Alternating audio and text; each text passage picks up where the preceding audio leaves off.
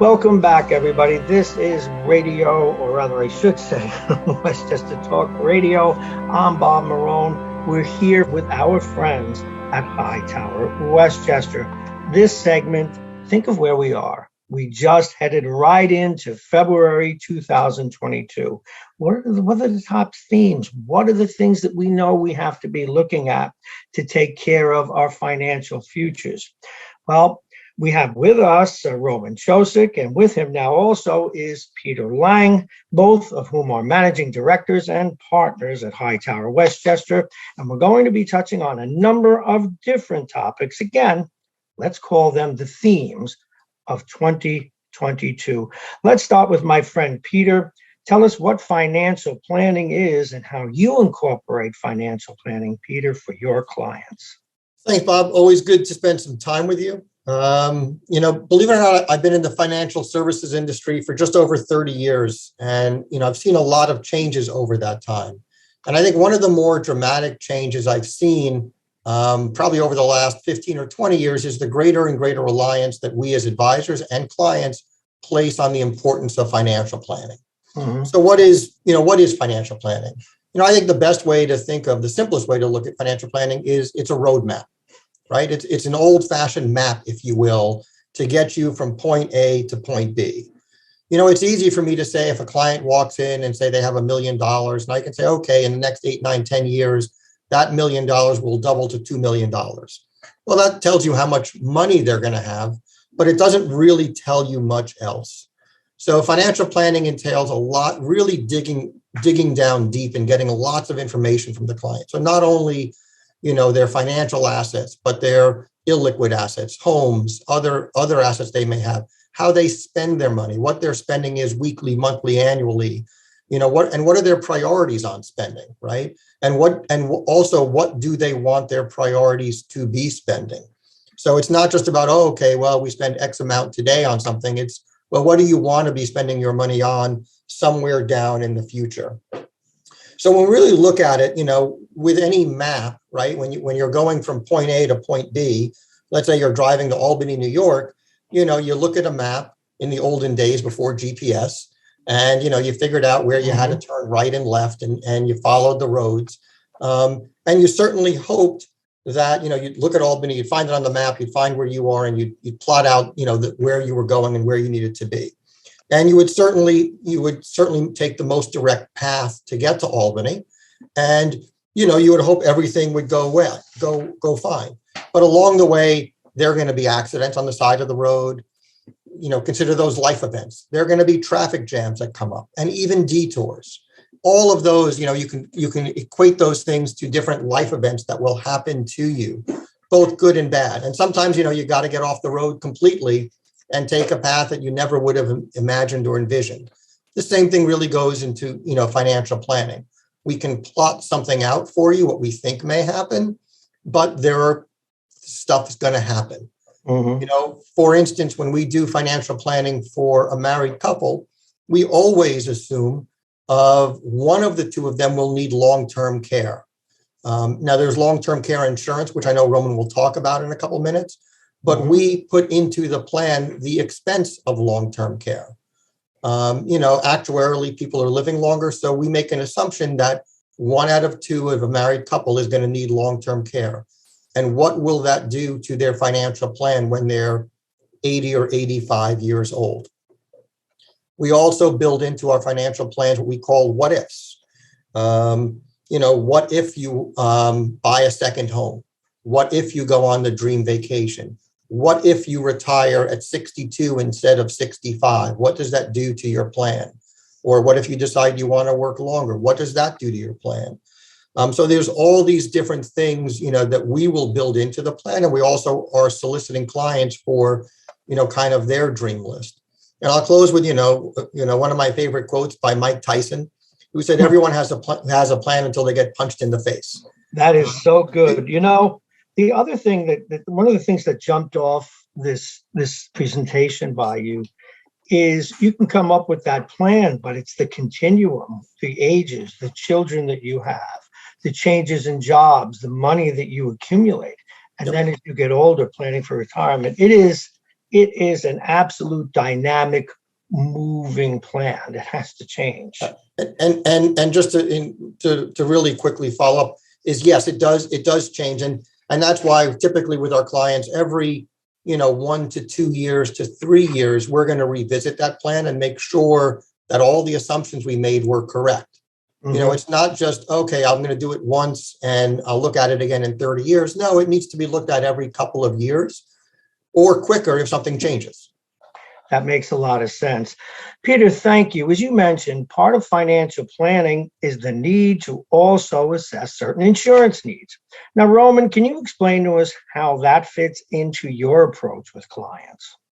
Yeah, and I think the one key takeaway here is that when we're doing financial planning, this is a process and this is a team effort, right? This is not just Peter, not just me. It's about including everybody in the team. And we all have our own viewpoints and different perspectives on it. So it's a collective process, if you will. The insurance piece clearly is one piece of the overall puzzle. And it's an important one, right? For many of us, it's kind of something that's a little bit overlooked, but it is part of the overall planning process. So let me just kind of walk how we incorporate insurance from a prospect to a client, and then also how we really look at it from our existing clients and people that we're dealing with constantly. So when we're talking about insurance, for us, it's really assessing their life insurance needs, being term, being permanent, looking to make sure that they're relevant and also that they're up to date as far as beneficiaries, things of that nature. We look at long-term care, right? As Peter sort of alluded to before, this is something where it's extremely important. And for us, it's making sure that they at least look at it and to see if it fits in the overall picture. And we kind of stress test the portfolio based upon having that. We look at disability. I mean, this is something that many, particularly the business owner world, doesn't really look at this quite that often, but it's important. We insure many different things, but we don't insure the thing that generates us the most income, being our employment, right? So again, it's something that we really have to look at. And then umbrella insurance policy as well. So we review all of those different things. So within the team, I am the insurance generalist, if you will. We all wear a lot of different hats and we all do very similar things, but I focus in a lot more on the insurance parts of it as well. So the beauty of Hightower is that once we gather all this information about our client and our prospect, what we basically do is we outsource this to a third-party agency that's part of, let's just say, Hightower, or at least something that Hightower has contracted with. And that is one of the benefits of them, is the fact that we have objectivity. It's not that we have an in-house opinion. We have the ability to really create the best customized solutions utilizing this different agency. I just want to go back to one thing. Could you give us a tiny primer on umbrella insurance? Almost everyone knows life, long-term care, disability. What is umbrella insurance? Sure. So umbrella, we always tell people is that somebody walks by your house, they trip, something occurs. Can they sue you? What can happen to your assets? And we tell people that you have to factor in the fact that things can happen, circumstances can occur, and you speak with your insurance, whoever does your home or your insurance, it's very inexpensive, but it creates another level of insurance to make sure that you have. And if your estate's worth 5-6 million, it's relatively inexpensive, but we want to make sure that at least all of your assets are protected with respect to the umbrella policy. That makes so much sense because it's the antithesis of having nothing to lose. If you have something to lose, having that insurance can protect it. Okay. When you look at life insurance, what are some of the trends that you're seeing these days, Roman? Yeah, just briefly, being in the industry for quite a while, the one constant, as we all know, is change. And I have to say that insurance has changed significantly over these kind of 15, 20 years. There are, let's just say, a lot less carriers than there were years ago, a lot more options for people. So that's an unfortunate part. The underwriting process, in our opinion, has become a lot more strict. And perfect example of that is long-term care, right? We've had clients that are trying to apply for it. And from my experience over the last 5-6 different applications I've put in, almost half of them have gotten declined. So it's a lot more difficult to get the long-term care. Therefore, we think there's even that much more value to make sure you really get it. And the other part is that a lot of the companies, there's a lot more regulation. So a lot of them have taken a step back and assessed their business, and they've really started to take away business from certain states, like New York, as an example. So there again aren't as many options as there were years ago. So it changes the landscape, and for the client, it ultimately is a negative, unfortunately. Yeah, well, clients are also looking for insurance. Is there something, or as they're looking for insurance, is there something that they should not overlook? Yeah, and I think this is the valid part. Is the one thing about life insurance is people tend to, I hate using the word, but buy life insurance and then they put it away in a drawer and never think about it again. So we tend to look at it, it's organic. It's like having an investment portfolio. It's something that needs to be assessed constantly, at least yearly. And if there are some major types of events like you're divorced or married or having a child or buying a house, more the reason why you have to look at this again. And the last thing I'll just really add here is the fact that with life insurance is make sure all of your beneficiaries are always up to date, because the one thing with life insurance is that those beneficiaries supersede anything you have within a will and or a trust. So it's important, we've had situations where a couple comes in and they have their ex-spouses from 2 marriages ago as the beneficiary. So it's a challenge. So make sure it's up to date. Can I throw in one other item here, because it happened to me? Another reason why you should check the insurance and not wait until it's getting late in your life. Sometimes insurance ages out and you get that notice. Guess what? Your policy's done. It was a term. It was only until you were 65, or it was only till you were 80 or 75 rather. And now you may not be eligible to buy anymore. Yes, no, that's you're absolutely right. And that that's happened to me. Another good reason to constantly check it. True. Wow. Okay. Thank you, Roman. I'm going to change the topic now and have Peter talk a bit about investing and how Hightower Westchester does it. Peter. Thanks, Bob. For us, when we start talking about investments with our clients, we begin and end at the same place, which is about asset allocation, right? We are not trying to pick the hot stocks and chase this or chase that latest trend. We really are looking at asset allocation. In other words, and I'll talk a little bit more about it, in just a second, but it's truly about diversifying a portfolio into different asset classes. Mm-hmm. And the first thing we do with clients to determine what their optimal asset allocation is we get to know who they are as investors.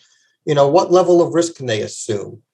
What are they saving for? Their goals? Are they saving, X amount of dollars for a new car, a house they plan to buy in 1, 2, or 3 years? Or are they saving money for their retirement in 25 or 30 years from now, right? So all of those things factor into it. And then also what will change periodically are our views of the market, right? What do we think of the market, which will cause us in turn to adjust our asset allocations. So when we define that, you start there, and then we assume that there are 4 major asset classes to invest in: stocks or equities, fixed income or bonds, cash, and alternatives. Let me go through each one just a little bit. Equities are the one that's most commonly talked about and where the majority of a client's portfolio usually reside in equities in most cases, but not all. When we look at equities, not only do we look at the size of the equity, in other words, small caps, mid caps, large caps, in other words, the size of the underlying companies we're buying, we also look at, the old tilt between growth and value. So are you buying higher growth companies, or are you buying more companies that maybe not have as high a valuation, but maybe are paying higher dividends, and maybe have slower growth, but are, a little bit more steady Eddie as they come. And then there's the weighting between all of those different things. So between small cap growth and large cap value, we weight those all differently. Each one of those asset classes has a different risk characteristic that needs to be weighed differently. And we make changes over time. It's not static, put 5% in each of them and forget about it. It's, we weight them differently, again, depending on the risk of the client that they're willing to assume. Fixed income or bonds, think of them simply as the old IOUs. Short, intermediate, longer term, higher quality government bonds, lower quality junk bonds, and kind of everything in between. And again, in our bond allocations, we kind of mix and marry several different types of them together to come up with what we think is kind of the optimal mix of bonds. On the alternatives, flippantly, I always say alternatives are anything that aren't stock or bonds, but more specifically, they might be things like real estate, precious metals, managed futures, hedge funds, private equity. So a lot of different things that we think add unique risk and return characteristics to portfolios end up in quote unquote the alternative bucket, so to speak. And then, of course, the last is cash. So cash is just your simple interest-bearing savings checking account. You always want to keep some amount of any portfolio in cash at all times to take care of whatever needs a client may have in the short or intermediate term, as well as for us to be able to take advantage of opportunities. So ultimately, asset allocation is about meeting what the client's objectives are and kind of weighting these various asset classes differently to produce returns that we think will be smoother over time than just trying to pick one and hoping it works out. It's just a question for you. When you're looking at alternative investments, do clients realize that certain things are, if I may, they're speculating more than they're investing, but that could be a part of their portfolio? Have customers and clients become more sophisticated in that way? Sure. I mean, I think because there's so much more information readily available at everyone's fingertips on their iPhones or computers or wherever they're getting their information. Yes, clients, I would say, typically are more sophisticated now than certainly when I began in the industry. And I think they'll only get more sophisticated. And look, we try to meet our clients where they are, and make sure that we're, again, matching the risk characteristics of their portfolio to who they are and making sure that they fully understand the investments that we're making for them. That's terrific. Thank you very, very much. I'm going to swing back to Roman now, if I may. Roman, I've seen a lot of interest in environmental social governance. They're known as ESG, or social investing. Roman, can you explain a little bit about what your team does? Sure, Bob. Thanks. Yeah, certainly it's an interesting category and one that's gotten a lot of traction over the last X amount of years. And again, for us, we really try to cater to all aspects of our clients. And this is something that we've seen a significant amount of interest. So clearly we've pivoted some of our business allocation to that particular space. And it's worked for many different years. And we've worked a lot of years to get it right. And I think we have a great strategy for this. So quite simply, to your point, like you said, ESG is environmental social governance. It's for the way we look at it is it's ultimately a company's collective consciousness in how they approach social factors such as labor standards, human rights, also health and safety, environmental factors like climate change and energy efficiency as well, and also governance like executive compensation and business ethics. So, I mean, these are just various different ways of investing. And it's looking at these investments and aligning them with your personal values. And ultimately, it's about incorporating your passion and benefits into your overall investment discipline. Now, how do you invest in this space? For example, if X company does a certain business, is there a separate securitized investment unit where you can invest in what's green, or are we identifying stocks and or other investments that are specifically green? Yeah, I mean, there's various ways of investing in the space, and since we've been doing this for a long time, what we've realized is that our overall allocation is we try to create a diversified portfolio that is similar to what we're doing with stocks, bonds, alternative investments, but we wanted to have those same themes, have the ESG look at it from that lens, right? From that perspective. I see. So we found opportunities not only in the public markets, but more importantly, we're also focusing on the private markets, such as private equity. There's some debt in the non-public markets as well to sort of complement the overall themes that we're focusing in on. But there are certain qualifications in these types of investments, but the benefits for our clients are tremendous. And also, I think the nice thing within Hightower is the fact that they've created or help us streamline or bring in some of these different various types of instruments to complement their overall allocation for our clients. And the one thing I'll just add, right, is just the space has increased significantly, right? And if you kind of take a step back and look over the last 10, 15 years, there's currently about 35 trillion in assets currently in this space. And by probably about 2025, Bloomberg is saying there's going to be probably about 50. I read that number recently. That's an incredible amount of money. That has to have opportunity in it. Yeah, no, absolutely. And I think there's when we look at this space, it's unfortunately it's more prevalent in Europe because there's a bigger appetite and a bigger market for it. But we do feel this is something that's getting a lot more traction here domestically. And when we kind of focus in on the next generation and for women as well, they feel this is something that's very important to them. So again, for us, and when we're managing assets, it's really aligning our clients' passions and beliefs into their overall discipline, if it warrants it. Okay, thank you. We're going to move on to Peter again now. Let's talk about another topic, another important topic, Peter, intergenerational planning. Give us some context on what you do and how you work with families. They could be young, moving on, older, looking down, or somewhere in between, I suspect. I would say it's all of the above, right? And I would say, for Roman and myself, one of the most rewarding things that we get to do is when we get to work with a multi-generational family. It'll typically start, we'll use the typical way it starts. It starts with the older generation. And as we get to know our clients really well, we hear them talking constantly about their children and grandchildren. And so it's really gratifying when they make the introduction to their children and or grandchildren at some point in the relationship.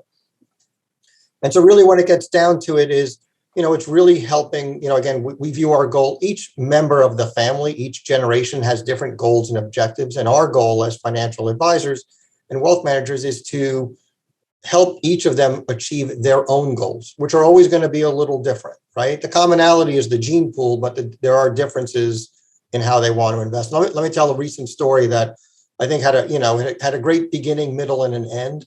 So we've had this client. She's been a client for probably 25 plus years, give or take. She has 2 children, and now she has 4 grandchildren, all of whom are either in or out of college at this point. So she's been a client again for 25-ish years. Her son became a client probably a few years after her, so maybe 20 years. And she has a daughter who lives out on the West Coast who became a client just a few years ago. And recently they actually, the daughter was in town, so they all came to my office and we had done some talking with the mom, so to speak, about some things. And I made some suggestions at how we could, incorporate some estate planning, to benefit her estate, to benefit her from a tax perspective, and also to feed some level of income to the children currently, which they would, both like a little bit more income to, to help them live their lifestyles the way they would like to. And look, the mom has always been very generous with her children and grandchildren. She, was the primary saver for all of the colleges for the 4 grandchildren. So, over the years, she's made a lot of gifts, but usually the annual type exclusion gifts, the $15 or now this year, $16,000 gifts that you can make to any one person.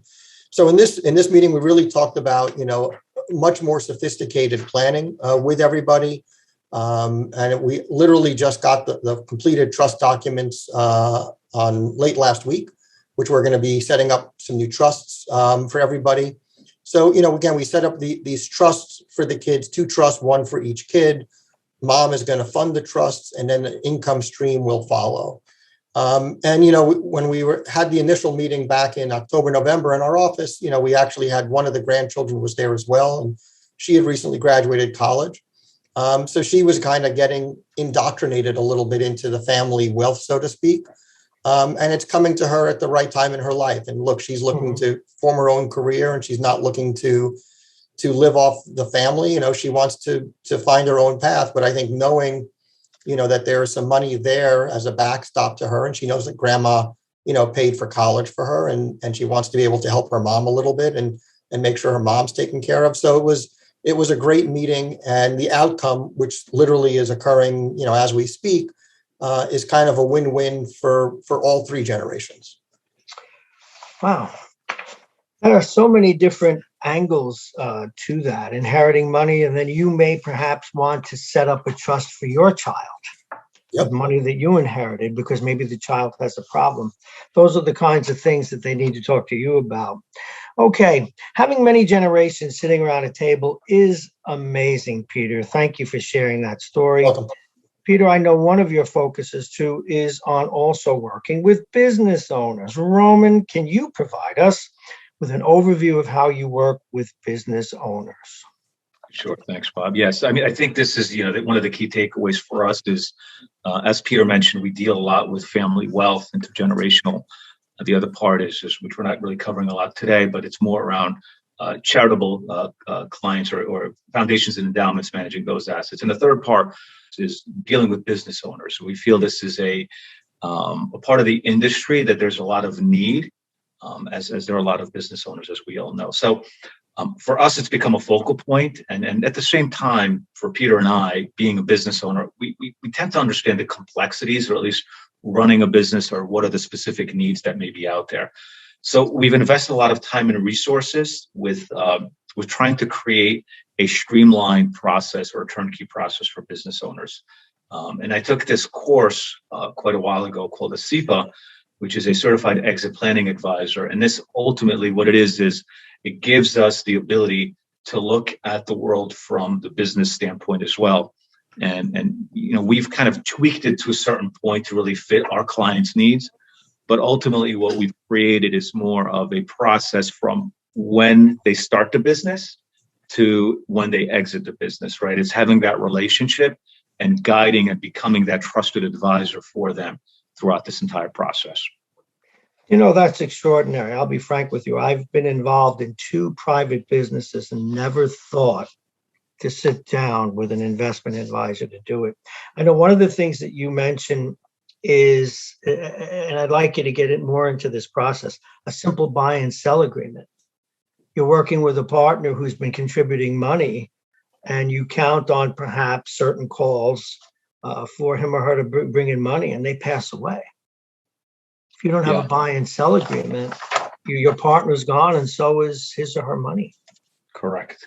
Yeah, and I think this just kind of brings us to sort of an example how we dealt with one particular business, and it kind of fits perfectly into this buy sell. But we helped really orchestrate the whole process around from beginning as to when they were incorporated, and then as the business matured somewhat, we've led them into helping establish a 401k plan, disability insurance for the respective owners of this.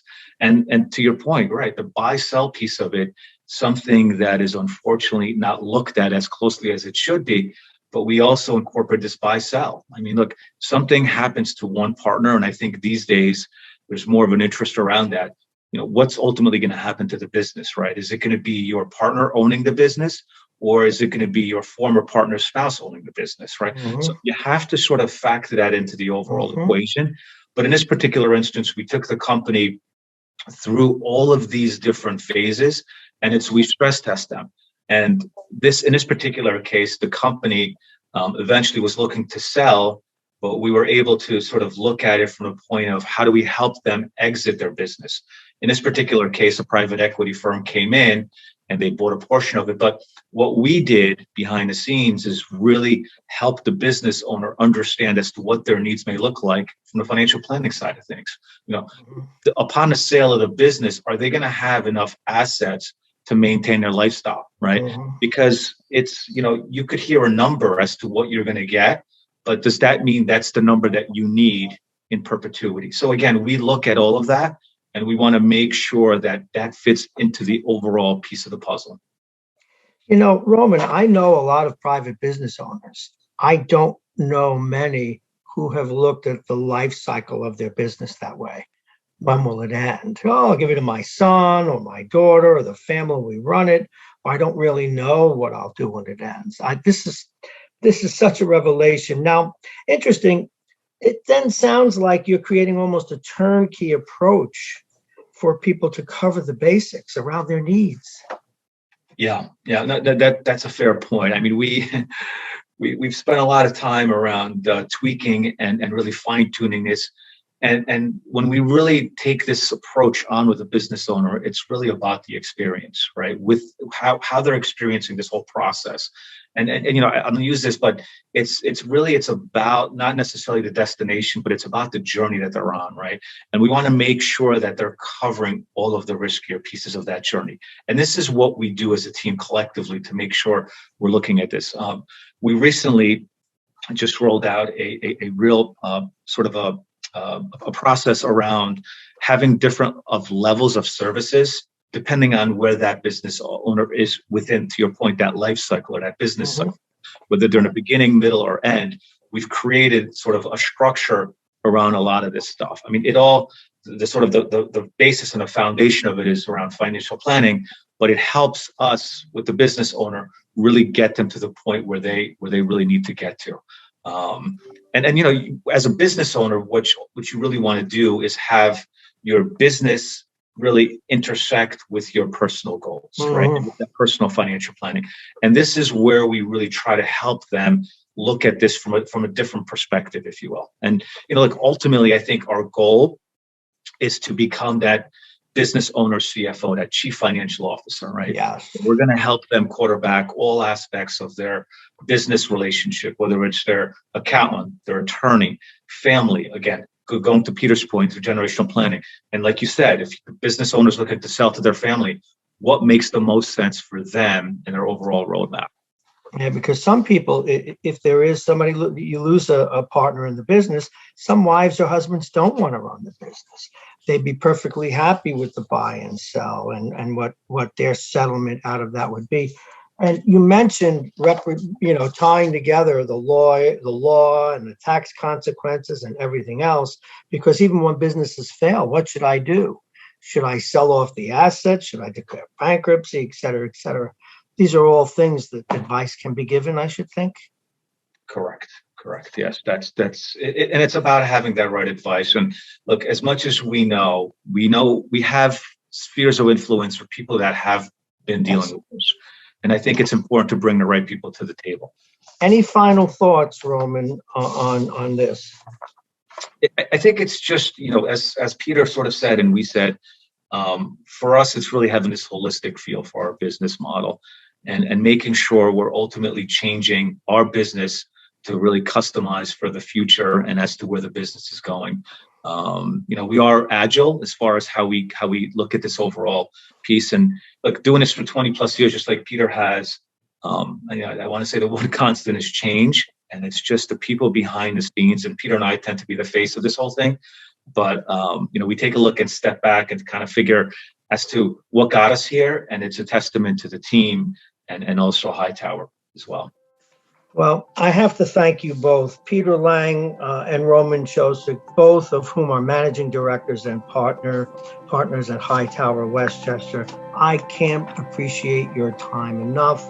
Peter, do you have anything else to say before we send you on your way, sir? No, I think Roman had the perfect summation. It's all about the team and it's all about the service that we bring to our clients. Well, and I have to say this is for my own edification. It's a great team as well. Thank you so very much. You guys have a great day. Hightower Westchester is a group of investment professionals registered with Hightower Securities LLC, member FINRA and SIPC, and with Hightower Advisors LLC, a registered investment advisor with the SEC. Securities are offered through Hightower Securities LLC. Advisory services are offered through Hightower Advisors LLC. This is not an offer to buy or sell securities. No investment process is free of risk, and there is no guarantee that the investment process or the investment opportunities referenced herein will be profitable. Past performance is not indicative of current or future performance and is not a guarantee. The investment opportunities referenced herein may not be suitable for all investors. All data and information referenced herein herein are from sources believed to be reliable. Any opinions, news, research, analyses, prices, or other information contained in this research is provided as a general market commentary. It does not constitute investment advice. Hightower Westchester and Hightower shall not in any way be liable for claims and make no expressed or implied representations or warranties as to the accuracy or completeness of the data and other information, or for statements or errors contained in or omissions from the obtained data and information referenced herein. The data and information are provided as of the date referenced. Such data and information are subject to change without notice. This podcast was created for informational purposes only. The opinions expressed are solely those of Hightower Westchester and do not represent those of Hightower Advisors LLC or any of its affiliates. Hightower Advisors do not provide tax or legal advice. This material was not intended or written to be used or presented to any entity as tax advice or tax information. Tax laws vary based on the client's individual circumstances and can change at any time without notice. Clients are urged to consult their tax or legal advisor before establishing a retirement plan.